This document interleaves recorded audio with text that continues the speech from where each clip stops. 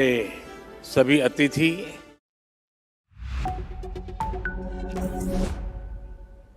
Hello and welcome. I'm Asima Katauka and you are watching NewsX World. Let's take a look at some of the top stories.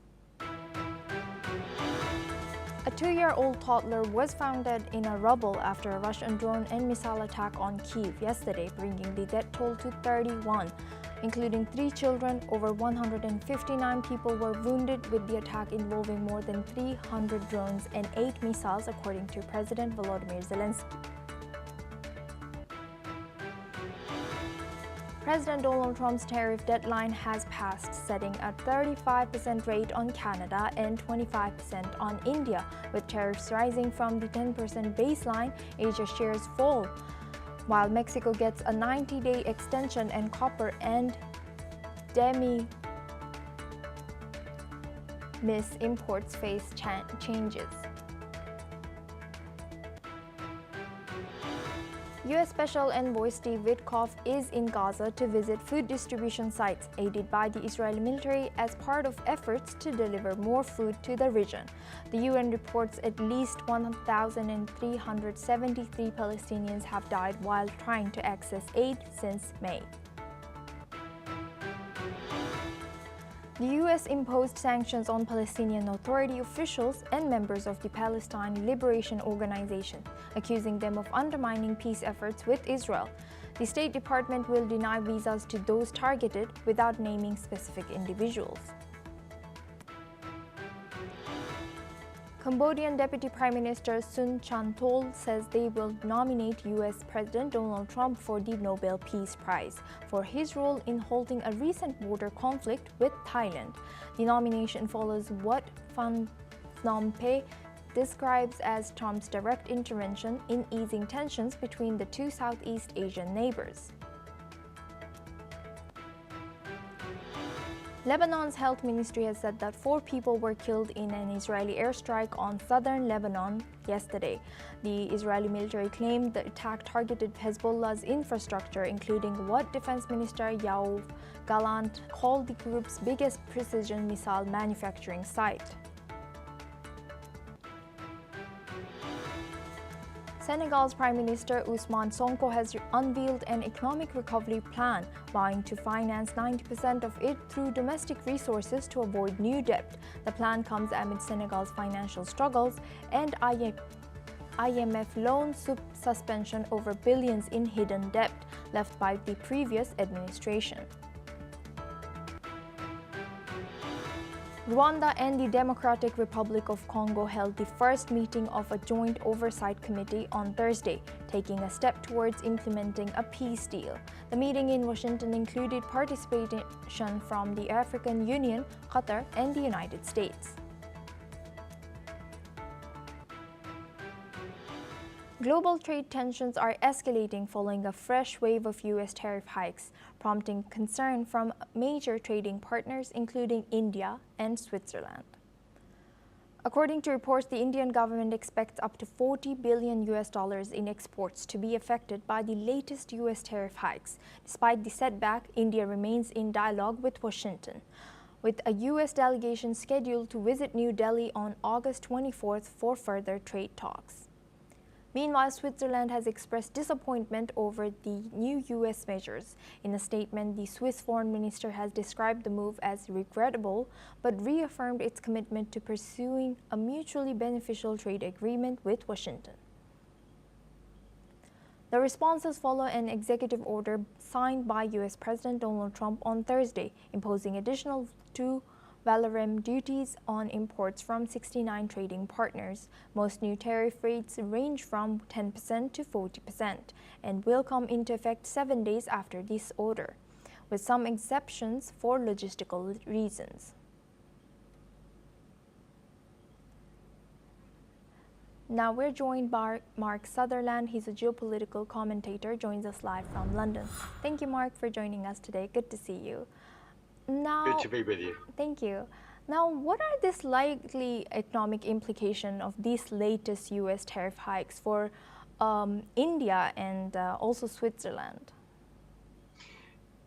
It's interesting when we study all this, because the number one thing is that Donald Trump wants to get a manufacturing base back into America. He wants to get jobs in America, is encouraging companies that have been exporting, who he looks at the balance of payments and sees that there is an off balance where it's benefiting the countries that are actually importing their goods and exporting and importing their goods into America, and where it's benefiting them, he is actually really questioning that, because he wants those companies to invest and open manufacturing bases in America. So looking across the information out there, if you take Switzerland for argument's sake, so Switzerland, its exports to America internationally is nearly 20%. 60% of that is pharmaceuticals. And if you read and you look at the other press and information out there, you will then find that the Americans, Trump has put so much pressure on the Swiss companies. I think big pharmaceutical companies like Roche and Novartis are then saying, well, we are going to be investing a lot of money in regard to America, and we're going to be setting up manufacturing bases there. This is what it's about. I mean, you haven't mentioned Mexico, but because Mexico is on that border, they're on the border, of course, with the US. There was this whole previous NAFTA and GAFTA, which benefited Mexico, took jobs out of America. So in the first administration, of course, and with President Trump's business sense, this is what he's looking at. He, I remember in his first administration, he made a very good state visit to India, where he visited that stadium that was full, absolutely full, very big stadium, and I can't think where it was, but very with the Indian audience there, very pro-Trump, etc., and building relationships. What it is, the tariffs are about getting countries to invest in America. He's about getting jobs back. And yes, of course, there is an uncertainty, but he has made that promise. He also has a huge, they are in debt by trillions of dollars, and he wishes to bring that down. And of course, you have to constantly negotiate that debt on the world market. So this is all the things that he is balancing, and he is putting America first. And Mark, now you also mentioned that pharmaceutical companies will be affected heavily with this. Is there any other industry that will also be affected heavily on both US and India because of this tariff? Well, yes. I mean, again, if anyone is exporting steel around the world, etc., but then these and certain precision manufacturing, then they are going to be affected. I mean, India's tech base, of course, is growing. Your Indian economy, of course, is growing, but the key thing as well, and again going back to, if we look at Switzerland, there it's about precision engineering, and of course watches that they then, high quality watches that they export as well. Every country, I mean, there is a long list. I mean, as we said with Switzerland, like with India, there was this tariff limit, and now that because of negotiations, that tariff limit has then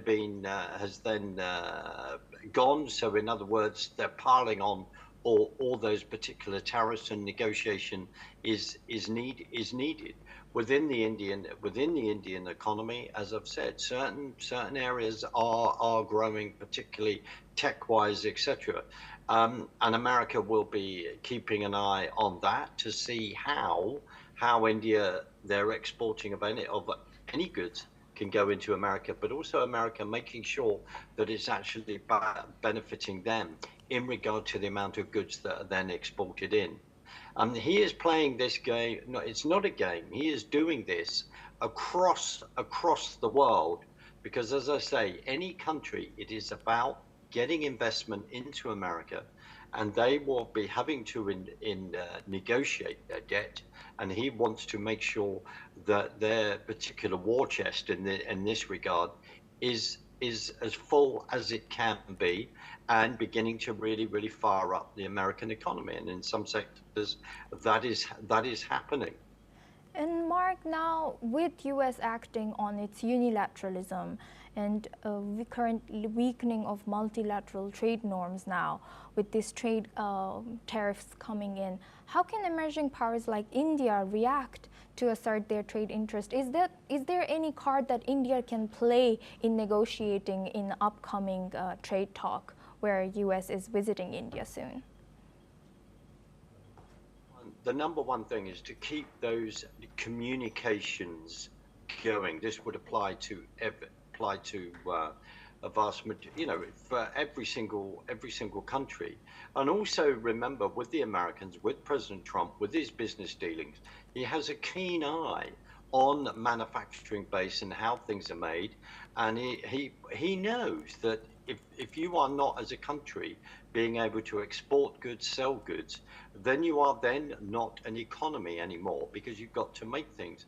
In regard to India, I mean, India has worked very hard to have access to the population there, many billions of people, and has still got a long way to go in regard to people having access to the internet, etc., etc. But the economy is growing, but it is about communication. It is finding that you can actually find goods that you can export of quality, that you can make them at reasonable prices, and also giving a good living to the population of India to actually live on. But also then putting quality goods into America and building that market. But India has its own big market to look at, and how it can then bring up the population within India as well. I think with all these things, it is always about good communication, and there are desires and different needs of the individual countries involved. Yes, as we hope that diplomatic channels will stay open for this. Mark, please stay with us as we'll come back to you for our next discussion as well. Now we move on. U.S. President Donald Trump has renewed his criticism of Federal Reserve Chair Jerome Powell following the central bank's decision to hold interest rates steady. In a social media post, Trump has questioned Powell's handling of monetary policy and suggested that the Federal Board of Governors should intervene if rate cuts are not implemented. This comes after the U.S. president said that it was a mistake to appoint Powell during his first presidential term. Let's take a closer look at what the U.S. president had to say. Well, he is. We call him Too Late. He's too late. It's his new nickname. It's Too Late Powell. He's terrible, the Federal Reserve Chairman. Not only that, he's building a building. He's at $2.9 billion. It's actually 3.1 if you include other areas that are essentially the same thing. Way over budget, has no idea what he's doing. And I would say he's probably good at that compared to what he does with interest rates. But, we have him there, and it was a mistake. I put him in, and then Biden extended him. And Biden only extended him because he knew I couldn't stand him. And that turned out to be not a good thing for Biden. Although he did lower interest rates just prior to the election, didn't work out too well for them. But he did lower them pretty substantially just prior to the election. No, he's a political hack, not very good. He's not a smart guy. Now we go back to our guest discussion with Mark Sutherland. He's a geopolitical commentator, joins us live from London. Thank you, Mark, for staying with us. Now, could Trump's call for intervention in monetary policy signal a shift in U.S.'s economic strategy? I think it's always rather amusing when we listen to President Trump and his reaction on these matters. The key thing, as I was saying earlier, it's all about the American economy. If the Federal Reserve, I think, is settled for their interest rates at the moment of 4.25%. I mean, the whole history of the Federal Reserve is another interesting subject that needs you and I for 2 hours to discuss. But Trump is not happy in the fact that in many ways, he would like, I suppose you could say, in his administration, to actually turn around and say, well, I would like to be able to set interest rates. He would like them lower. If we read various information, he would like the interest rates to go down to 1%. It's allowing people to then borrow money far cheaper, so that businesses can be fired up after the COVID era where many small businesses went to the wall, were then taken out. America has a, it wants to fire up the small businesses and allow people to borrow that money, as I say, cheaply. The whole discussion of the Federal Reserve Board, I think the vote and how that went is something, as he has just said, is unhappy. He's also turning around and going, well, hold on a minute, why are you building this building? What is this doing for the American people? The other thing is that they are also trying to control inflation and bring that down to around about 2%. And Trump has been very critical of them because, as we all know, and basic economics, if you keep printing money and if you are not controlling the money supply, then you will see inflation completely and utterly go up in the wrong direction. And that is also referring to what happened over the COVID era, and that was across the world, including the economy of the UK and how it affected that. Any government dependency and government intervention. That's what America is founding for. That's what it believes in.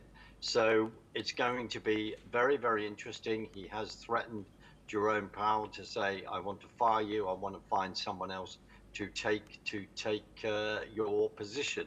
And he ideally wants someone who actually passionately believes in firing up the American economy and freeing people to then take their lives in their own hands and run their own businesses.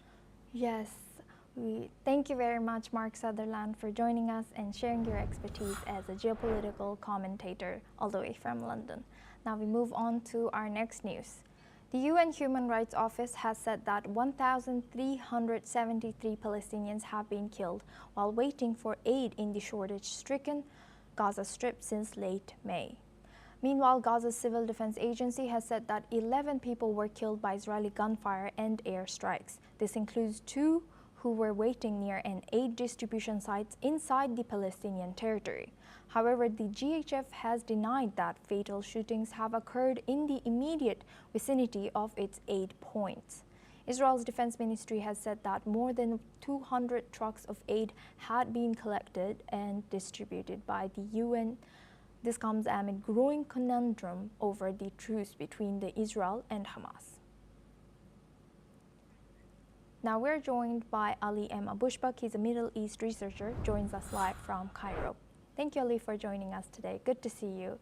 Now, Israeli Defense Ministry's claim contradicts what we are seeing or what we hear from other news agencies. Can you tell us more about the current situation?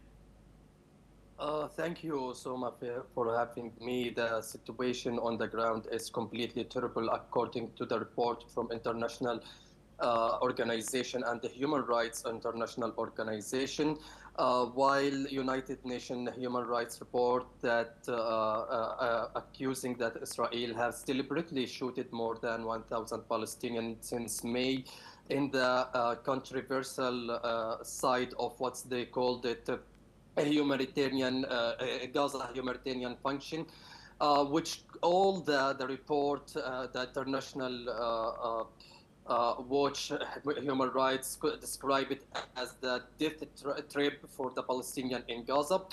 Today, unfortunately, the American Middle East convoy, he visit this site and he ensured that delivering the human rights for the civilians, it's going under the process and saving the human saving the human value in Gaza. But unfortunately, also on the ground, Palestinian, the desperate people got killed deliberately, and we have seen the viral of the interview of the viral of interview for the American who resigned from this site, and his name Anthony Aguilar. He confirmed that Israeli troops deliberately shooting the unarmed civilians and the desperate civilians who gathering to collect the food for their family and for themselves. unfortunately, among of this atmosphere that Witkoff he complicit with in this kind of a crime for killing the civilians and violating the human rights. All that international community accusing that Israel violating the humanitarian law and Geneva Convergence and United Nations charters. On the ground, there is a lack of there is a lack of food, there is a lack of the treatment for the hospital, there is a lack for fuel for the ambulance to achieve the people who got injured during the Israelis attack, while the international community practicing the pressure on the Israelis community and Israelis leader. Unfortunately, we have seen several of Israeli ministers deny the starvation in Gaza and the famine in Gaza, despite all the report confirming there is a starvation and Israel used the starve as a weapon of this war. So also yesterday, Witkoff he visit and met Benjamin Netanyahu to discuss about the coming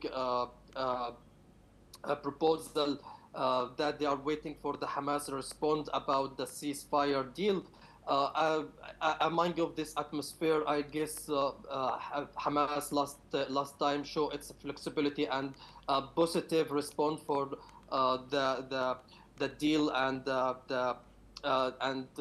this kind of negotiation. But unfortunately, we are waiting now, and we will see if Israel will accept the pressure from the international community. And we have seen transformation from the international community perspective about the current war in Gaza, and it's mounting hugely. All the international community and all the Western leader condemn Israel and asking Israel for its commitment to the humanitarian rights and the humanitarian law in Gaza. Yes. Thank you very much, Aliyam Abushbak, for always joining us and sharing your insight as a Middle East researcher. Now we move on to our next news. Cambodia has announced its decision to nominate U.S. President Donald Trump for the Nobel Peace Prize, following his intervention in ending the recent border conflict with Thailand. The fighting, which lasted 5 days, left 43 people dead and displaced over 300,000 people. Cambodia's Deputy Prime Minister Sun Chanthol praised Donald Trump for brokering a ceasefire and bringing peace. In addition, Cambodia acknowledged the reduced U.S. tariff rate of 19%, which helped protect its vital garment and footwear sectors from potential collapse. With Cambodia and Pakistan both have voiced support for U.S. President Donald Trump's Nobel Peace Prize. Let's listen into what Deputy Prime Minister Sun Chanthol has said. មួយវិញទៀតក្នុងនាមយើងខ្ញុំជាពលរដ្ឋខ្មែរគឺសូមកោតសរថ្លែងអំណរគុណទៅអារដ្ឋាភិបាលប្រធានាធិបតីសន្តិភាពហើយយើងខ្ញុំយល់ឃើញថាយើងត្រូវតែស្នើសុំដើម្បីអារដ្ឋាភិបាល Donald Trump ទទួលបាននៅពានរង្វាន់សន្តិភាព Peace Nobel Peace Prize ផងដែរនេះគឺថាការ Now we're joined by Professor Jim Rice. He's a professor of international law, joins us live from Vigan, Philippines. Thank you, Professor, for joining us today. Good to see you. Now, seeing that Israel was earlier the only country which had nominated U.S. President Donald Trump for this Nobel Peace Prize. What's your reaction about Cambodia now doing the same? And do you think that Thailand might follow, or do you think that Pakistan might follow this? I really don't know, but the idea of Donald Trump receiving the Nobel Peace Prize is absurd. He clearly doesn't deserve it. Speaking of Israel, Trump is presiding over a genocide in Gaza.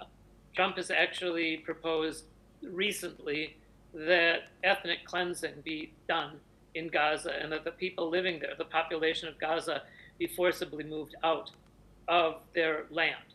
And so the idea, whether Thailand or Cambodia or Israel nominates him is ridiculous. I would look to another Nobel Peace Prize winner, one from the Philippines, in the person of Maria Ressa, who won the Nobel Peace Prize in 2021 for her courageous stance against the Duterte regime in standing up for press freedom, not only in the Philippines, but around the world. And so I would look to other Nobel Peace Prize winners, and certainly not to someone like Donald Trump, who clearly does not deserve it. Thank you, Professor, for sharing that insight. Please stay with us as we come back to you for our next discussion as well. Now, the U.S. plans to fund deportations from Costa Rica. According to a new State Department document, up to $7.85 million will go to support Costa Rican efforts to remove migrants, with funding coming from the U.S. Economic Support Fund. The Department of Homeland Security will coordinate operations, including air transport and technical aid. The move mirrors a 2024 Biden-era deal with Panama that faced criticism for limiting access to asylum. It's unclear when the program begins or where migrants will be sent. Secretary Kristi Noem has discussed similar arrangements across Latin America as part of Trump's tougher immigration crackdown. Now we go back to our guest discussion with Professor Jim Rice. He's a professor of international law. Thank you, Professor, for staying with us. Now, what are these potential diplomatic and political consequences for Costa Rica agreeing to such deportations coordinations with the U.S.? Well, this is recent news, but I would remind your viewers that Trump's popularity is cratering right now, and one of the major factors in his unpopularity, which is currently at 37%, is in his cruel, inhumane, and illegal policies with regard to immigration and deportations. It's chaotic, it's unconstitutional, and Trump has been consistently ignoring the judiciary and orders by judges to afford American persons in the United States of due process. In terms of giving money to Costa Rica, which really should be meant for development, giving them even money for, essentially is another example of Trump's complete insensitivity and cruelty. Thank you, Professor Jim Rice, for joining us and sharing your insight as a professor of international law. Well, that's all we have time for. We will continue to bring more news updates from around the world.